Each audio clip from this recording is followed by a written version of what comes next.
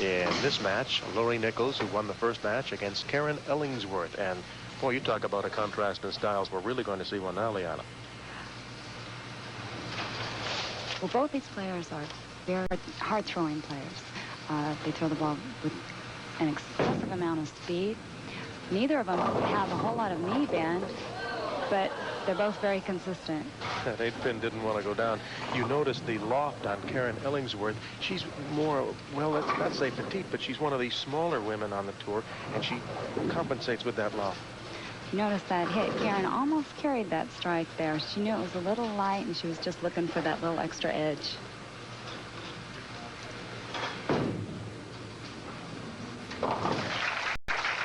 There's a good example to be confident when you have a 1-pin standing there. I'm talking about amateur bowling. Off also.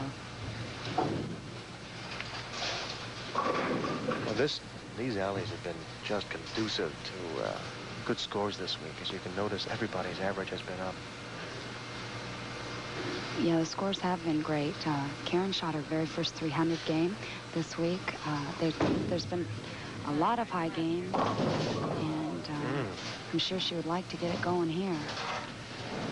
Well, this is just a very, very difficult situation with the 1, 2, 4, 8, 10. As we call a washout. Well, a washout with the 8 addition there. The 1, 2, 4, 10 would have been the old standard time. Exactly. Karen will want to try to put the ball between the 1, 2, slide that 1 right over into the 10 pin.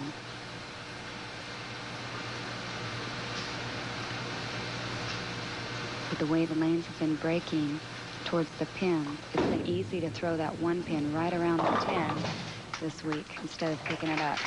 She didn't quite get enough angle on that to knock that 1 into the 10 that time. So with an open frame in the second, Karen now is at least 3 pins down. You'll notice she wears 2 different socks. That's a superstition of hers. Yes, she was explaining that to the crowd last night, that originally she just started doing that, and now they put it in the program book. She feels she has to do it.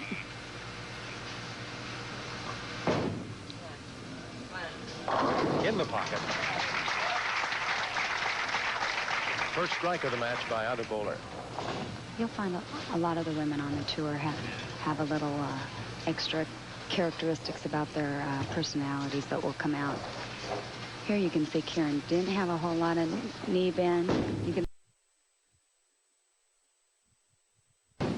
Needs a big fill here. Oh, you can't get bigger than that. No, that was a great shot by Karen. Once again, nobody's really running away with this match.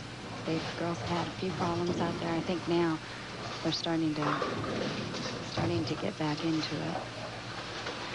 Karen had that open frame. Yes, as we saw before on lane 9, she hit solid, left that ringing 10 pin. The lighter hits again have been carrying the best here. You hit solid in the pocket.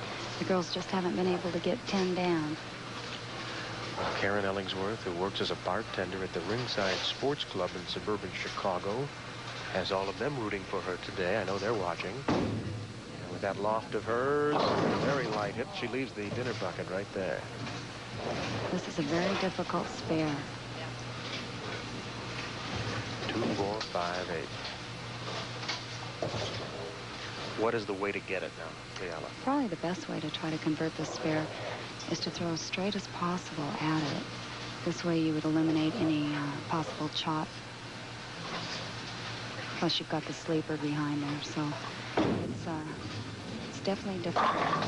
She converts it like a professional. Which is what she is.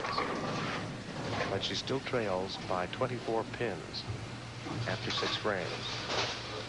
Karen defeated Lori in 1984 in the title match for the U.S. Open Championship. At the time, Karen was working for Lori.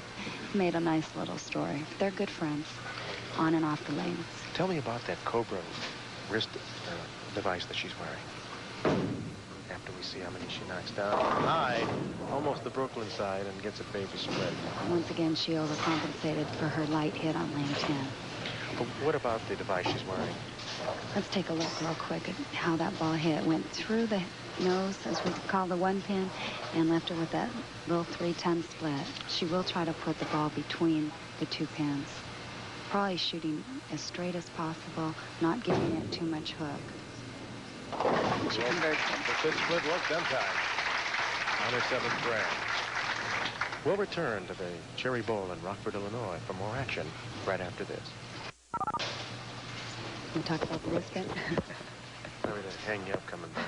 I'm going to exercise classes, and the strength in the legs is such a key to bowling. Her score right now shows a 24-pin lead for Nichols, and Ellingsworth on a spare. She's only had 2 strikes in this entire match. Karen has just switched bowling balls. She wasn't quite getting the reaction that she wanted. She also switched lines.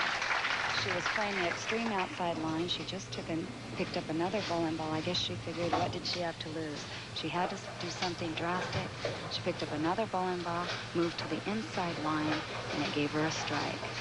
As we mentioned, she had a 300 on Tuesday, her first sanctioned 300. Prior to that, she said she probably has the record for the most 290s in existence.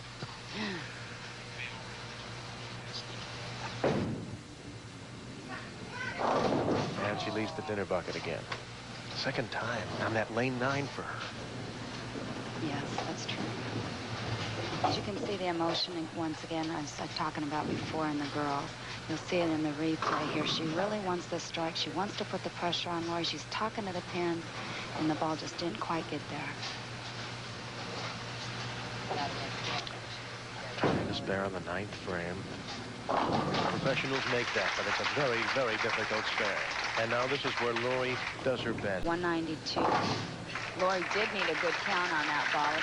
It could have been disastrous for her if she would have left a very large spread or something with bad pin count. But this, she got enough pins there to give her a total of 194. Most Karen can shoot is 192. Also, I noticed that Karen has been walking left to right. Consistently do and work with that in your game. You saw Lori Nichols is walking up the ladder as she moves from 5th. She eliminates Betty Morris in 4th, and now Karen Ellingsworth is going to be eliminated from 3rd. But these are all outstanding competitors. And Karen, she says, no matter what's going to happen, she said, if I don't do well, I'll get these comments, quote, oh, honey, you're never going to score with that high loft. If she does well, she's